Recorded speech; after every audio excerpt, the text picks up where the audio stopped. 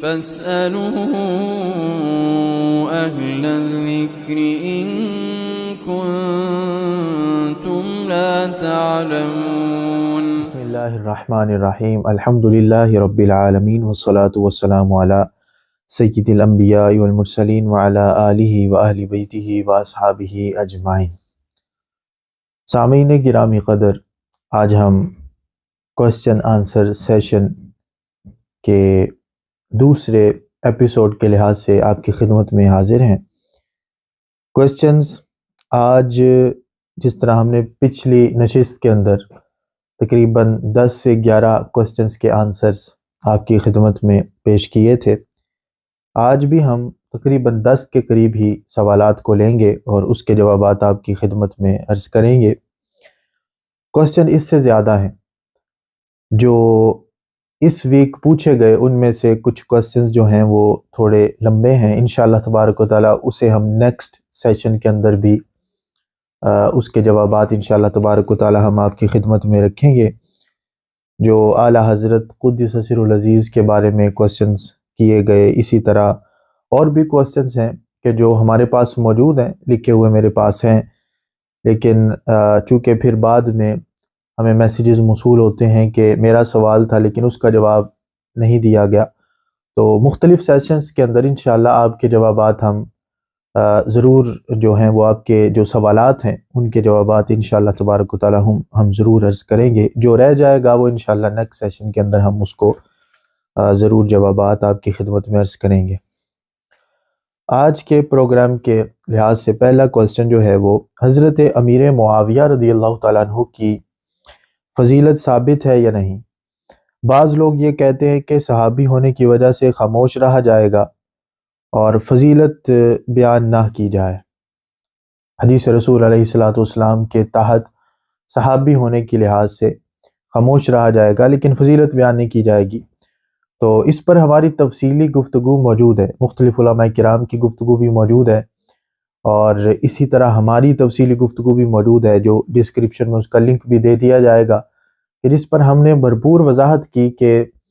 امت مسلمہ میں یہ عقیدہ کسی کا نہیں رہا کہ حضرت امیر معاویہ رضی اللہ تعالیٰ عنہ کی فضیلت بیان نہیں کی جائے گی۔ محدثین کے جو اقوال پیش کیے جاتے ہیں کہ فضیلت میں صحیح حدیث نہیں، لیکن اس کا یہ معنی ہرگز نہیں کہ حدیث حسن نہیں، اور پھر دوسری بات یہ کہ جس محدث کا قول پیش کیا گیا، اب دوسرے محدثین کو بھی دیکھنا پڑے گا، امام ترمذی علیہ رحمہ، کہ ان کو ایسی حدیث نہ ملی ہو لیکن دوسرے محدثین کو حدیثیں مل گئی اور انہوں نے پورے ابواب قائم کیے، کتاب الشریعہ ہو یا امام ترمذی رحمہ اللہ تعالیٰ نے جو صحاح ستہ کے اندر ترمذی شریف ہوتی ہے اس میں باب موجود ہے حضرت امیر معاویہ رضی اللہ تعالیٰ عنہ کے مناقب کے لحاظ سے، اسی طرح فضائل الصحابہ امام احمد بن حنبل اس میں موجود ہے، دوسری کتب کے اندر بھی حضرت امیر معاویہ رضی اللہ تعالیٰ عنہ کے ابواب پوری فضیلت کے موجود ہیں۔ جہاں تک یہ بات ہے کہ حدیث رسول علیہ السلام میں ہے کہ خاموش رہا جائے، تو وہ ہے کہ برا کہنے سے خاموش رہا جائے، اور وہ سارے صحابہ کے بارے میں ہے۔ اذا ذکر اصحابی، جب میرے صحابہ کا ذکر کیا جائے تو فامسکو، زبانوں کو روک کے رکھو، یہ سارے صحابہ کے بارے میں ہے، تو اس سے تو یہ لازم آئے گا پھر کہ سارے صحابہ کا ہی جو ہے وہ بس فضیلت نہیں بیان کیا جائے گی اور بس خاموش رہنے کا حکم ہے، تو ایسا نہیں ہے۔ صحابہ کرام رضوان اللہ تعالیٰ علیہم اجمعین کے خلاف بات کرنے اور ان کی کمزوریاں بیان کرنے، ان کی غلطیاں نکالنے معاذ اللہ، اس طرح کے معاملات سے نبی پاک صلی اللہ علیہ وآلہ وسلم آپ نے روکا ہے۔ اسی طرح معجم الاوسط کے اندر روایت امام طبرانی نے ذکر کی ہے باقاعدہ، آپ فرماتے ہیں کہ نبی پاک صلی اللہ علیہ وآلہ وسلم نے ارشاد فرمایا کہ میرے صحابہ سے میرے بعد کچھ زلہ، کچھ لغزشیں ہو جائیں گی، تو اب جو ہے وہ اللہ تبارک و تعالیٰ میری صحبت میں رہنے کی وجہ سے ان سے درگزر فرمائے گا، کہ وہ میری صحبت میں تھے، اللہ تبارک و تعالیٰ درگزر فرمائے گا، تو اس لیے معصوم تو کوئی بھی نہیں مانتا، محفوظ ہیں اور اولیاء اعظام ہیں، پھر اولیاء کے سردار ہیں صحابہ کرام رضوان اللہ تعالیٰ علیہم اجمعین، تو اس وجہ سے رکا ضرور جائے گا، ان کی کوئی برائیاں بیان کرنے سے اور اس طرح کے معاملات سے رکا جائے گا، لیکن فضیلت بیان کرنے سے روکا جائے، یہ کہیں بھی کسی بھی اہل سنت و جماعت میں سے کسی نے اس کو بیان نہیں کیا۔ یہ طاہر القادری وغیرہ نے آ کے ایک نئی بدعت عوام کے اندر جو ہے وہ جھونکنے کی کوشش کی، اور جی کسی نے یہ نہیں کہا اور کسی نے وہ نہیں کہا، اور اپنی طرف سے انہوں نے باتیں کی جس کا کوئی ثبوت ان کے پاس موجود نہیں تھا، اور اس پر جیسا میں نے پہلے بھی عرض کیا کہ ہماری ڈیٹیل میں گفتگو موجود ہے، آپ وہ سن سکتے ہیں۔ آج کے اعتبار سے دوسرا کوسچن کہ کیا قرآن کریم ترجمہ کے ساتھ پڑھنے سے انسان گمراہ ہو جاتا ہے؟ تو ترجمے سے پڑھنا کیا گناہ ہے اور نہیں پڑھنا چاہیے؟ تو اس اعتبار سے ترجمے سے پڑھنا کوئی گناہ نہیں ہے، اور جو منع کیا جاتا ہے وہ اس اعتبار سے کہ آپ قرآن کریم پڑھنے کے بعد پھر یہ ہے کہ آپ اس سے استدلال کرنا نہ شروع کر دیں، کیونکہ آپ نے جو علوم ہیں وہ آپ صرف نحو ہے یا بلاغت ہے یا دوسرے اصول کے علوم ہیں، وہ آپ کے پاس نہیں ہوتے، جس کی وجہ سے پھر استدلال جو ہے وہ قرآن کریم سے جب کیا جاتا ہے تو اس کے اندر کئی مسٹیکس ہوتی ہیں، اور پھر انسان گمراہی کی طرف جو ہے وہ امکان ہوتا ہے کہ وہ چلا جائے۔ تو اس وجہ سے ترجمے سے پڑھنے سے کوئی نہیں روکتا، اور یہ نہیں کہ گناہ ہے، صرف یہ ہے کہ آپ ترجمہ پڑھ کے اور پھر یہ کہیں کہ جی کہ میں کوئی مفسر بن جاؤں گا اور میں خود بخود ترجمہ پڑھ کے قرآن کو سمجھنا شروع کر دوں گا، اور پھر سمجھ کے پھر میں لوگوں کے سامنے بیٹھ جاؤں گا۔ تو اس طرح کے معاملات اگر آپ کریں گے تو پھر یہ ہوگا کہ وہ پھر دال مدل معاملہ ہو جائے گا کہ خود بھی گمراہ اور آگے بھی لوگوں کو گمراہ کریں گے۔ تو ایسا معاملہ نہیں ہے، بلکہ جب فَاسْأَلُوا أَهْلَ الذِّكْرِ إِن كُنتُمْ لَا تَعْلَمُونَ، آپ ضرور، جب آپ قرآن کریم خود کہہ رہا ہے کہ اہل ذکر سے پوچھو اگر تم نہیں جانتے، تو جب قرآن میں سے کسی چیز کی سمجھ نہیں آ رہی تو آپ جو ہیں وہ ضرور لوگوں سے پوچھیں۔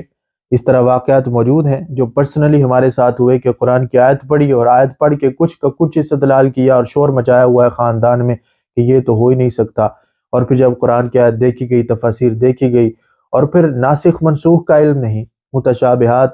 کا علم نہیں اور محکمات کا علم نہیں، تو پھر اس طرح جو ہے وہ پھر قرآن سے استدلال کتنے طریقوں سے ہوتا ہے۔ یہ سارے علوم آپ کو جب نہیں ہوں گے تو پھر آپ کس طرح قرآن سے آگے جو ہے وہ استدلال کر سکتے ہیں؟ تو اس وجہ سے جو کہا جاتا ہے علماء کی طرف سے کہ ترجمہ کے ساتھ آپ یعنی روکنے کے جو اقوال ملتے ہیں وہ اس اعتبار سے ہیں کہ آپ ترجمہ پڑھ کے تو خود استدلال نہ کرنا شروع کر دیں، جو نہیں سمجھ میں آ رہا علماء سے پوچھیں، لیکن اس اعتبار سے کوئی قرآن کریم پڑھنے سے آپ کو قرآن کریم پڑھنے سے روکے یا یہ معاملات، تو ایسا نہیں ہے۔ تیسرا سوال جو پوچھا گیا کہ کیا تراویح پڑھنا عورتوں کے لیے بھی ضروری ہے، اور مرد کا جماعت سے پڑھنا یہ ضروری ہے یا نہیں؟ تراویح ہر کسی پر سنت موقدہ ہے، یہ عورتیں ہوں یا پھر مرد حضرات ہوں، تو ان کا تراویح چھوڑنا، یہ ایک دو بار چھوڑیں گے ناپسندیدہ ہے، بار بار چھوڑنے کی عادت بنا لیں تو پھر بندہ جو ہے وہ اس سے سخت گناہگار ہوتا ہے۔ سنت موقدہ جتنی بھی سنت موقدہ یا وہ فجر سے پہلے کی رکھتے ہوں 2، یا ظہر سے پہلے کی 4، اور ظہر کے فرض کے بعد کی 2، اسی طرح جو ہے وہ مغرب کے فرض کے بعد کی 2، یا عشاء کے فرض جو ہیں ان کے بعد 2 رکھتے ہیں، یا جو بھی جمعۃ المبارک سے پہلے اور بعد پڑھی جانے والی جو سنت موقدہ ہے، ان کو سب کے لحاظ سے ایک ہی حکم ہے کہ سنت موقدہ اگر آپ بار بار چھوڑیں اور چھوڑنے کی عادت بنا لیں تو یہ پھر فسق ہو جاتا ہے، تو ایسا نہیں کرنا چاہیے، اس سے بچنا چاہیے، اور سنت موقدہ ضرور ادا کرنی چاہیے۔ علماء اس بارے میں فرماتے ہیں کہ جو نفل چھوڑنے کی عادت بنا لیتا ہے وہ پھر سنتوں سے جاتا ہے، پھر جو سنتیں چھوڑنے کی عادت بنا لیتا ہے وہ پھر فرائض بھی جو ہے وہ ادا کرنے سے جاتا ہے۔ تو اس وجہ سے آپ نبی پاک صلی اللہ علیہ وسلم کے فرامین اور مفہوم سے یہ چیز ثابت ہے کہ نوافل جب بندہ پڑھتا ہے تو پھر اگر اس کے فرائض میں کوتاہی رہ گئی ہے تو اللہ تبارک و تعالیٰ اس کے ذریعے اس کو پورا کر دے گا۔ تو صرف ان پر اکتفا کرنا، اور یہ کوئی بھی نہیں کہہ سکتا کہ میں 100% ٹھیک اور اللہ کی بارگاہ میں قبول ہے اور میں یہ ادا کر رہا ہوں، تو ایسا معاملہ نہیں۔ تو اس وجہ سے آپ سنتیں بھی ضرور ادا کریں، سنت موقدہ پھر غیر موقدہ بھی ضرور ادا کریں جو عصر سے پہلے یا عشاء سے پہلے پڑھی جاتی ہیں، پھر نوافل بھی ضرور ادا کریں۔ اللہ تبارک و تعالی ہم سب کو عمل کی توفیق عطا فرمائے۔ اس کے علاوہ چوتھا سوال یہ پوچھا گیا کہ شب قدر میں 4 رکعت قضائے عمری کی نیت سے ادا کرنے کی وجہ سے پچھلی ساری نمازیں قضا معاف ہو جاتی ہیں، تو اس اعتبار سے علماء کرام کا یہ فتوے موجود ہیں، یہ کسی حدیث سے یہ کوئی ثابت نہیں ہے، یہ ایک ویسے ہی بات پھیلا دی گئی ہے، کسی روایت سے اس طرح کا کوئی معاملہ ثابت نہیں۔ قضا نمازیں ادا کرنے کا طریقہ یہی ہے کہ آپ کی جتنی قضا ہوئی ہیں آپ اس میں پہلی کی نیت کریں کہ میری پہلی جو قضا ہوئی میں اب اس کو ادا کر رہا ہوں، اور ہر نماز کے ساتھ اگر ایک نماز آپ ادا کر لیں تو وہ آپ کے لیے بہتر ہوگا کہ ہر نماز کے ساتھ آپ کو خود آئیڈیا ہوگا کہ میری کتنے مہینوں کی یا سال کی نمازیں قضا رہ گئی ہیں، تو پھر ایک نماز کے ساتھ ایک نماز آپ قضا ضرور ادا کر لیں، اور پھر ہر دفعہ نیت کریں کہ میری جو رہ گئی میں اس میں سے پہلی کو ادا کر رہا ہوں۔ جب آپ کی ادا ہو جائیں گی تو پھر جو باقی رہ جائیں گی ان میں سے ڈیفینیٹلی جو باقی رہ گی ان میں سے پہلی ہوگی۔ تو اس طرح بار بار آپ یہی نیت کر کے تو آپ ادا کرتے جائیں انشاءاللہ تبارک و تعالی۔ اللہ تبارک و تعالیٰ سے توبہ کریں سب سے پہلے، اور اس کے بعد پھر یہ آپ ادا کریں تو اللہ تبارک و تعالیٰ ہم سب کو جو ہے وہ عمل کی توفیق عطا فرمائے۔ پانچواں سوال ہے کہ کیا دوسری شادی کے لیے پہلی بیوی کی اجازت لینا ضروری ہے؟ تو اس اعتبار سے یہ ہے کہ قرآن و حدیث میں جو معاملات ہیں اس میں تو یہ چیز نہیں ہے شریعت میں کہ آپ دوسری بیوی سے اجازت لیں تو پھر پہلی بیوی سے اجازت لیں تو پھر ہی آپ دوسرا نکاح کر سکتے ہیں۔ اجازت کے بغیر بھی دوسرا نکاح ہو سکتا ہے، لیکن بہترین جو معاملات یہی ہیں کہ کئی دفعہ ایسا ہوتا ہے کہ پہلی بیوی کو علم ہی نہیں ہوتا اور دوسرا کیا ہوا ہوتا ہے، تو اچھا یہ ہے کہ ان کو بتا دیا جائے اور پھر آپ دوسرا ہو یا تیسرا یا چوتھا نکاح جو ہے اللہ تبارک و تعالیٰ کی طرف سے اجازت ہے، اور جو شرائط شریعت کے اندر موجود ہیں اگر آپ ان کو پورا کر سکتے ہیں، اور یہ ضرور ذہن میں رکھا جائے کہ ایک حصہ مفلوج ہوگا جس نے دو بیویاں جس کی ہوئی اور اس نے انصاف نہ کیا دونوں میں، اس کا ایک حصہ جسم کا وہ مفلوج ہوگا قیامت کے دن۔ تو ان چیزوں سے پھر وہ جو جہاں پر انعامات بیان کیے جاتے ہیں وہاں پر دوسری چیزوں کو بھی بیان کیا جائے تاکہ یہ ساری شرائط کو مد نظر رکھ کے ہی تو پھر معاملات کو اچھے طریقے سے پورا کیا جائے۔ سوال یہ ہے کہ نماز کی حالت میں کیا انسان تھوک سکتا ہے؟ تو آج کل تو ہماری مساجد میں کیونکہ علماء نے اس کے جو ہے وہ چیزیں بیان کی ہیں، پہلے جو تھی مساجد وہ کیونکہ کچے فرش کی ہوتی تھی تو وہاں پر پھر جوتے کے ساتھ نماز پڑھنا، پھر جو جوتے کے ساتھ نماز پڑھتے ہیں جوتیاں پہن کر، تو ان کے لحاظ سے بھی شرائط دوسری موجود ہیں کہ ان کا پاک ہونا اور وہ ساری چیزیں موجود ہیں۔ تو یہ اس وقت کی باتیں ہیں کہ جس وقت آج کل تو مساجد کے اندر قالین ہوتے ہیں اور پھر جوتے رکھنے کا انتظام الگ ہوتا ہے اور وہ سارے معاملات ہوتے ہیں۔ تو اگر آپ ایسی جگہ پر آپ نماز پڑھ رہے ہیں کہ جہاں پر بالکل کچی جگہ ہے، کچا فرش ہے، وہاں پر آپ نماز پڑھ رہے ہیں، تو اگر حاجت کوئی اس طرح کی ضروری ہو ہی گئی ہے تو اس صورت کے اندر بائیں جانب تھوکنا، اگر بائیں جانب کو کھڑا نہیں ہے تو اس جانب تھوکنا یا پھر بالکل پاؤں میں تھوکنا، تو اس طرح علماء نے اس چیز کو بیان کیا ہے کہ اجازت ضرور ہے، لیکن وہاں پر جہاں پر آپ فرش پہ یا پھر آپ مٹی کی زمین پہ آپ کوئی نماز ادا کر رہے ہیں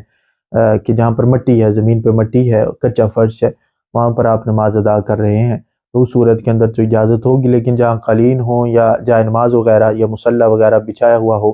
وہاں پر پھر جو ہے وہ آپ خود سمجھدار ہیں، آپ کو خود یہ سمجھ میں آتا ہے کہ وہاں پر تھوکنا یہ مناسب نہیں ہے۔ سوال نمبر 7 جو ہے وہ کیا گیا کہ مسجد میں دنیاوی باتیں کرنا کیسا ہے جبکہ نیت نماز کے لیے ہی گیا ہو؟ تو اب یہ ہے کہ دو طرح سے، یا تو مسجد میں کئی دفعہ یہ ہوتا ہے کہ نیت یہ ہوتی ہے کہ ہم مسجد میں بیٹھیں گے، گھر میں جگہ نہیں ملتی تو آپ مسجد چلتے ہیں، مسجد میں بیٹھ کے ہم گفتگو کریں گے، سخت حرام چیز ہے، ایسا نہیں کرنا چاہیے کہ آپ نیت کر کے مسجد میں دنیاوی باتوں کے لیے آپ وہاں جا کے حلقہ بنا لیں، تو یہ مذمت بھی احادیث میں آئی ہے۔ نبی پاک صلی اللہ علیہ وسلم نے فرمایا کہ قیامت کے قریب کچھ ایسے لوگ ہوں گے کہ جو مسجدوں میں حلقے بنا کے بیٹھ جائیں گے تو پھر اللہ تبارک و تعالیٰ کی ناراضگی کا سبب ہے، اور پھر نبی پاک صلی اللہ علیہ وسلم نے فرمایا تم ان میں جو ہے وہ شامل نہ ہونا، اور پھر اسی طرح کہ نماز کی نیت سے گیا ہو پھر دنیاوی باتیں کرنا شروع کر دے، کیونکہ سوال میں بھی ہے تو دنیاوی باتیں کرنا مسجد کے اندر نیت نماز سے ہی گیا ہو تو پھر یعنی کچھ پہلے یا پھر نماز پڑھنے کے بعد پھر کچھ بیٹھ جائیں اور پھر دنیاوی گفتگو آپ شروع کر دیں، تو اس اعتبار سے یہ بھی خیال کرنا چاہیے کہ یہ بھی جو ہے وہ اچھا عمل نہیں ہے۔ اور امام غزالی رحمہ اللہ تعالی نے اپنی کتاب کے اندر باقاعدہ ایک روایت ذکر کی ہے جس کے اندر یہ موجود ہے، اور دوسری روایتیں اس کو مضبوط بھی کرتی ہیں۔ اس میں یہ ہے کہ مسجد میں دنیاوی باتیں کرنا نیکیوں کو ایسے کھا جاتا ہے جیسے لکڑی کو آگ کھا جاتی ہے، تو اس اعتبار سے ان معاملات سے بچنا چاہیے۔ ویسے ہی دنیاوی باتوں کی نیت سے جانا تو ویسے ہی حرام، سخت حرام، اور اگر آپ وہاں جا کے کوئی باتیں کریں، ضرورت کی کوئی بات ہو تو وہ آپ ضرور ڈسکس کر سکتے ہیں، لیکن ضرورت کے علاوہ بیٹھ کے باتیں کرتے رہنا تو یہ مناسب نہیں ہے۔ سوال نمبر 8 یہ ہے کہ اگر امام وتر میں دعائے قنوت بھول کر رکوع میں چلا جائے اور مقتدی کے لقمہ دینے پر واپس آ جائے تو کیا حکم ہوگا؟ یہ بڑا اہم جو ہے وہ کوسچن ہے، اور چونکہ رمضان المبارک کی آمد ہے، رمضان المبارک میں وتر جو ہیں وہ جماعت سے ادا کیے جاتے ہیں۔ اب اگر امام بھول کر دعائے قنوت بھولا، دعائے قنوت یا وتر میں دعا پڑھنا کوئی بھی یہ واجب ہے، اب اس نے دعا نہ پڑھی تو اس نے واجب ترک کر دیا، اب وہ فرض میں چلا گیا، یعنی رکوع میں امام صاحب چلے گئے، تو اب پیچھے سے اگر کسی نے لقمہ دیا تو اس لقمے کی وجہ سے امام صاحب اگر واپس لوٹ کے آتے ہیں تو میں اس پر انشاءاللہ تبارک و تعالیٰ ہم تفصیلی گفتگو بھی کریں گے۔ ابھی مختصر میں آپ کے سامنے عرض کروں کہ اس میں علماء نے بہت ساری جہتیں بیان کی ہیں کہ اب پھر اس کا سجدہ لیٹ ہو سکتا ہے، پھر علم نہیں ہے تو اب وہ دوبارہ دعائے قنوت کے لیے کھڑا ہو، پھر دوبارہ دوسری دفعہ رکوع کرے گا، پھر سجدہ لیٹ ہو جائے گا، اب پھر ایک واجب سے دوسری واجب کو جو ہے پورا کرنا اور جلدی کرنا، ایک رکن سے دوسرے رکن میں جلدی کرنا یہ خود واجب ہوتا ہے، تو اس طرح جان بوجھ کے واجب کو لیٹ کرنا، تو یہ سارے معاملات کو مد نظر رکھتے ہوئے علماء کرام نے، اور پھر فرض میں جب چلا گیا،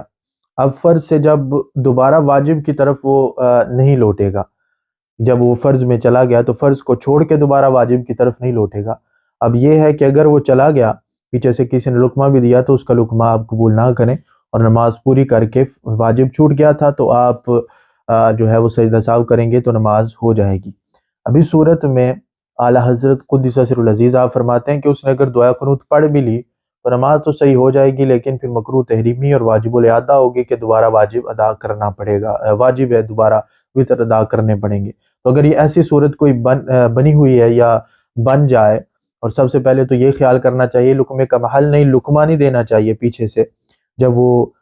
امام رکوع میں چلے جائیں تو پھر لقمہ نہ دے۔ ہاں امام کو رکوع فرض میں پہنچنے سے پہلے ہی تھوڑا سا جھکا تھا، یاد آیا واپس آیا، تو پھر اس صورت کے اندر گنجائش نکل دیا، لیکن اگر وہ فرض میں بالکل چلا گیا تھا، رکوع میں جا چکا تھا، اب وہ واپس نہ لوٹے، اپنی نماز مکمل کرے، واجب کیونکہ ترک ہوا تھا، اب واجب کا محل باقی نہیں رہا کہ اب دوبارہ اٹھے اور پھر جو ہے وہ قیام کرے اور پھر دوبارہ وہ اس طرح معاملات کرے، تو اس صورت کے اندر جو ہے پھر نماز واجب الادا ہوگی، دوبارہ نماز ادا کرنی پڑے گی، تو اس صورت میں آپ اس سے بچیں، اور لقمہ خصوصاً جو مقتدی ہیں وہ لقمہ دینے سے بچیں، اور یہ مسئلہ بیان کر دیا جائے پہلے رمضان المبارک میں، ڈیلی بیان کرنا اور ڈیلی بیان کر دیا جائے، تو یہ بیان کر دیا جائے تاکہ مقتدی جو ہیں وہ اس معاملے سے بھی بچیں کہ وہ لقمہ ہی نہ امام کو دیں۔ سوال نمبر 9 ہے کہ کسی خاص فرقے سے نسبت رکھنا کیسا ہے؟ فقہ اور تصوف میں کیا فرق ہے؟ کسی خاص فرقے سے نسبت رکھنا، فرقوں میں یہ جو ہے یہ تفرقہ والے معاملات، اس سے بچنا چاہیے، جماعت کی طرف ہو جاؤ۔ نبی کریم صلی اللہ علیہ وآلہ وسلم کا جو فرمان ہے وہ ہے کہ جماعت کو پکڑے رکھو، جو جماعت سے الگ ہوا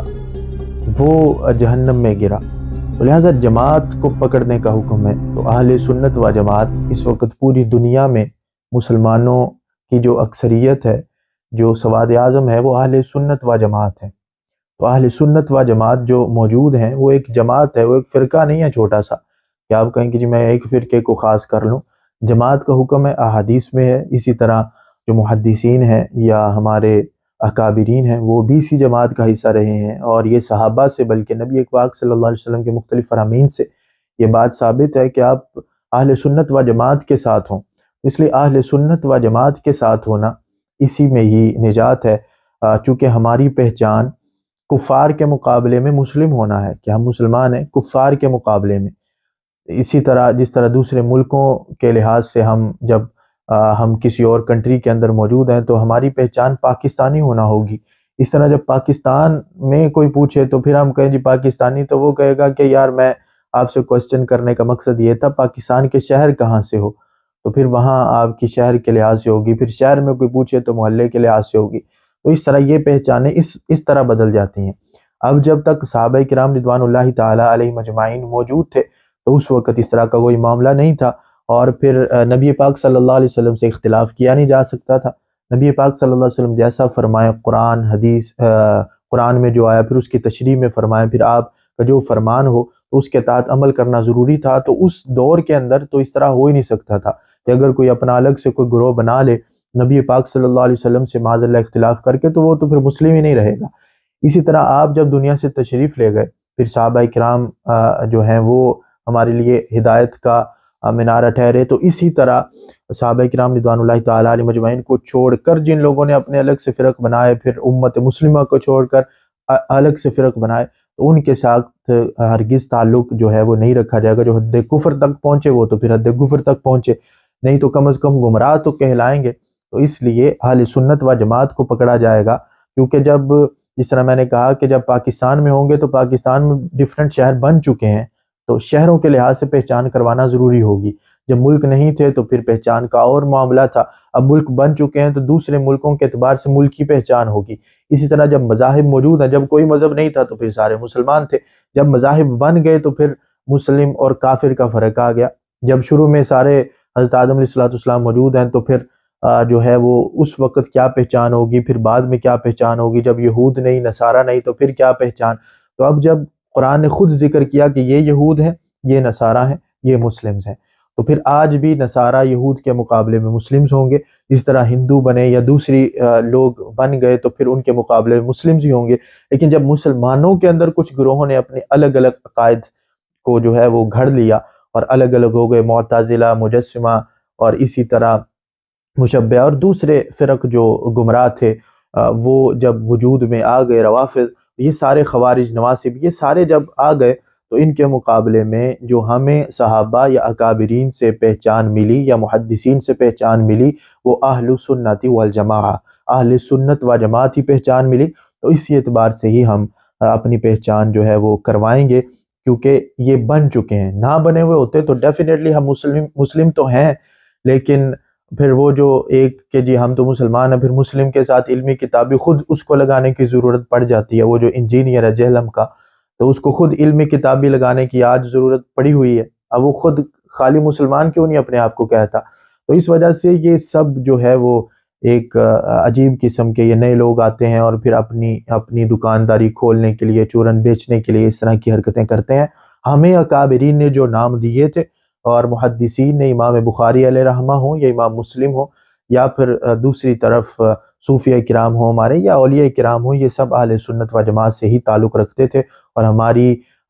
جو ہے وہ اسلام کی چھتری کے نیچے جن لوگوں نے جو ہے وہ فرق بنایا، ان کے مقابلے میں ہماری پہچان اہل سنت والجماعہ ہے۔ اور پھر جو ہے وہ ویسے ورلڈ وائڈ اگر آپ دیکھیں جو مذاہب ہیں دوسرے، ان کے اعتبار سے تو ہماری پہچان ڈیفینیٹلی مسلم ہونا ہے۔ فقہ اور تصوف میں فرق یہ ہے کہ فقہ جو ہے وہ مسائل کا استنباط کرنا قرآن و حدیث سے، جس طرح نماز کے مسائل ہیں، روزے کے مسائل بیان کیے جاتے ہیں، روزہ کن چیزوں سے فاسد ہوتا ہے، یہ اس طرح کے مسائل حدیث سے نکالنا اور پھر قرآن سے اس کو نکالنا، اس کو میں آسان انداز میں بیان کر رہا ہوں، اس کو فقہ کہتے ہیں۔ تصوف جو ہے وہ ایک اولیاء کرام کی ایک گروہ جو ہے وہ اس میں تصوف کا یعنی طریقت کا، شریعت کے بعد جو علم طریقت ہوتا ہے، پھر معرفت اور حقیقت کے معاملات ہوتے ہیں، ان میں عبادات کرنا، مجاہدات کرنا، شریعت کو مد نظر رکھتے ہوئے۔ یہ نہیں ہو کہ آپ شریعت پہ عمل نہیں کرتے اور طریقت کا دعویٰ کر دیں، تو ایسے شخص کو خود صوفیاء نے منافق لکھا ہے کہ شریعت اس کے پاس ہو نہ اور دعویٰ طریقت کر دے، جس طرح کہا جاتا ہے جس کے اندر داڑھی ہو گئی ہے۔ تو اب شریعت کا اطلاق تو باہر ہونا تھا، مولا علی کرم اللہ تعالیٰ وجہ کریم کی تو اندر نہیں تھی، جو امام الاولیاء ہیں، یا حضرت سیدنا غوث اعظم رحمہ اللہ تعالیٰ کی تو اس طرح کا معاملہ نہیں تھا، اپنے شریعت کا بھی لحاظ رکھا۔ حضور داتا گنج بخش علی حجویری رحمہ اللہ تعالیٰ یا دوسرے سلاسل کے اولیاء اعظام ہوں، بڑے بڑے نام ہیں، محدثین ہیں، ہمارے بڑے بڑے اکابرین ہیں، ان سب کا کسی کا یہ مذہب نہیں رہا کہ جی ہماری داڑھی اندر ہوگی اور ہم جو ہے وہ طریقت اندر شریعت رکھیں گے اور باہر طریقت رکھیں گے، ایسا معاملہ نہیں ہے۔ تو شریعت جو ہے وہ تو ظاہر پر اس کا اطلاق ہوتا ہے، اور جو ہے وہ ان معاملات کے اندر کہ آپ کے جو شریعت نے چیزیں ضروری کی ہیں اس کا اطلاق آپ کو پہلے جو ہے وہ ضروری طور پر اپنے اوپر کرنا پڑے گا، اس کے بعد پھر آپ طریقت کا دعویٰ کر سکتے ہیں۔ تو اس طرح کے معاملات سے بچنا چاہیے۔ اب اگلا سوال ہے کہ اگر دل میں برے خیالات آئیں جو کہ حد کفر تک ہوں تو اللہ اللہ رسول کے حوالے سے بھی شک پیدا ہو رہا ہو تو کیا کرنا چاہیے؟ معاذ اللہ اس میں یہ ہے کہ استغفار کرنی چاہیے اور اعوذ باللہ من الشیطان الرجیم یہ پڑھنا چاہیے، لا حول ولا قوت الا باللہ، یہ ان کا جو ہے وہ ورد کرنا چاہیے۔ اور پھر جو آپ سے فرض کی کوتاہیاں ہو رہی ہیں یا دوسرے معاملات، ان کو آپ ذہن میں رکھیں کہ جو گناہ ہو رہے ہیں جس کی وجہ سے شیطان آپ پہ غالب ہے اور اس طرح کے خیالات آپ کے ذہن میں ڈال رہا ہے، وہ اللہ کی طرف متوجہ ہوں۔ قرآن کریم کو آپ سمجھنے کی کوشش کریں، علماء سے رابطہ کریں، تو قرآن کریم میں بہت ساری ایسی نشانیاں مل جاتی ہیں جس سے اس طرح کا وہم دور ہو جاتا ہے۔